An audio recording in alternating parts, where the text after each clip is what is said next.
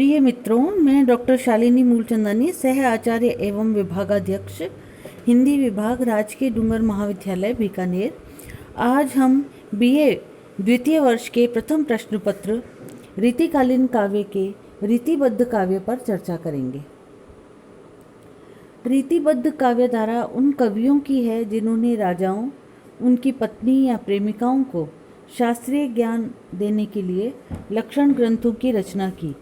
ये कवि पहले संस्कृत से काव्य लक्षण या सिद्धांत का अनुवाद ब्रज भाषा में करते, उसके बाद उदाहरण के रूप में कविता लिखते थे। इसी काव्य धारा को लक्षण ग्रंथ परंपरा भी कहा जाता है तथा इनके कवियों को आचार्य। मध्यकाल में दरबार पर आश्रित कवियों के बड़े हिस्से में रीति या पद्धति से बद्ध काव्य रचने वाले कवि आते हैं। इन्होंने आत्म प्रदर्शन या काव्य रसिकों को ज्ञान देने के लिए इस तरह के काव्य का सृजन किया। रीतिबद्ध काव्य धारा में केशवदास, चिंतामणि त्रिपाठी, कुलपति मिश्र, देव, भिखारीदास, पद्माकर और मतिराम आदि महत्वपूर्ण कवियों को रखा जा सकता है।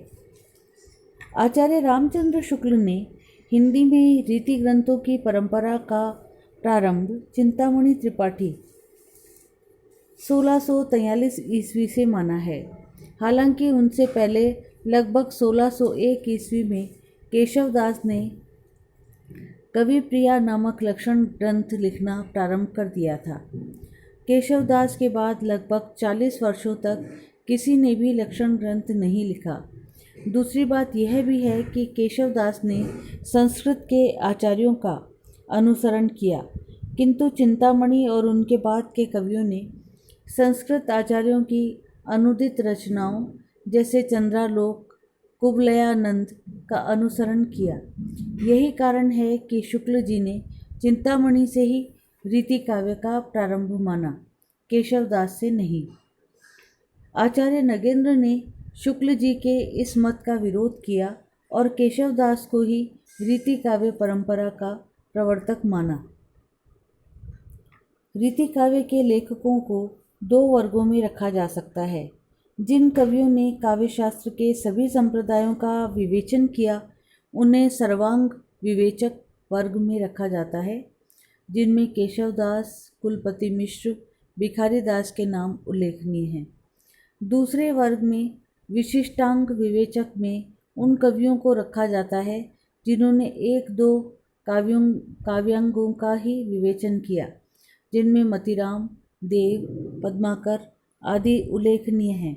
इस धारा के कवियों में लक्षण ग्रंथ लिखने की परंपरा थी, अर्थात पहले काव्यांग का लक्षण देकर बाद में उसका उदाहरण देने की परंपरा थी। जैसे यद्यपि सुजात सुलक्षणी, सुवर्ण सरस सुवृत, भूषण बिन न बिराजई, कविता वनिता मित। केशवदास की पंक्तियां हैं ये।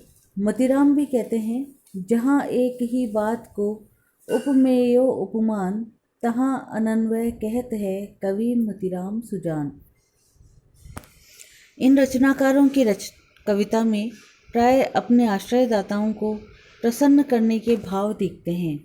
यही कारण है कि इनके वर्णन प्राय श्रृंगार प्रधान हैं, जिनमें अधिकांशतः विलास और भोग की प्रवृत्ति है। जैसे गुलगुली गिल में गलीचा है, गुनीजन है, चांदनी है, चिक है, चरागन की माला है। कहे पद्माकर ज्यों गिजा है सजी, सेज है, सुराई है, सुरा है और प्याला है। कहीं कहीं आश्रयदाता की वीरता का अतिशयोक्तिपूर्ण वर्णन भी दिखाई पड़ जाता है।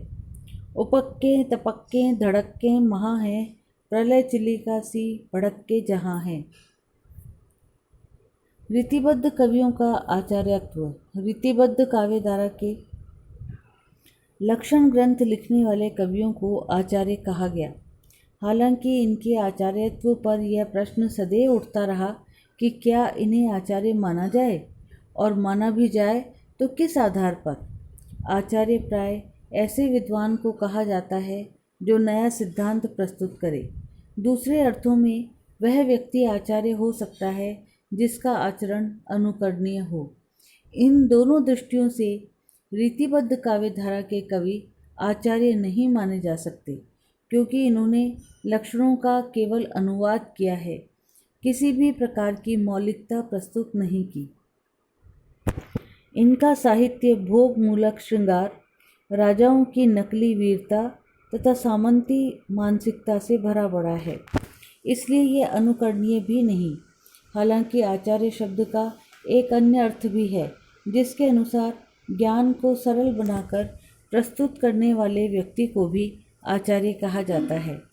इस दृष्टि से रीतिबद्ध काव्यधारा के लक्षण ग्रंथकार कवि निश्चित रूप से आचार्य पद के अधिकारी हैं, क्योंकि इन्हें यह श्रेय तो दिया ही जाता है कि इन्होंने पहली बार साहित्य तथा अन्य कलाओं के नियम और परंपरा के ज्ञान को जन सामान्य की भाषा में अभिव्यक्त किया। रीतिबद्ध काव्य के प्रमुख कवि और उनकी रचनाएं। रीतिबद्ध काव्य के प्रमुख कवि केशवदास हैं और उनकी रचनाएं हैं रामचंद्रिका, छंदमाला, कविप्रिया, रसिकप्रिया आदि। अन्य कवि हैं देव ने रसविलास, भावविलास और प्रेम चंद्रिका आदि ग्रंथ लिखे। मतीराम ने रसराज और ललित ललाम ग्रंथ लिखे। कुलपति कवि ने रस रहस्य लिखा और भिखारीदास कवि ने काव्य निर्णय। धन्यवाद मित्रों, मेरे चैनल को लाइक और सब्सक्राइब करना ना भूलें।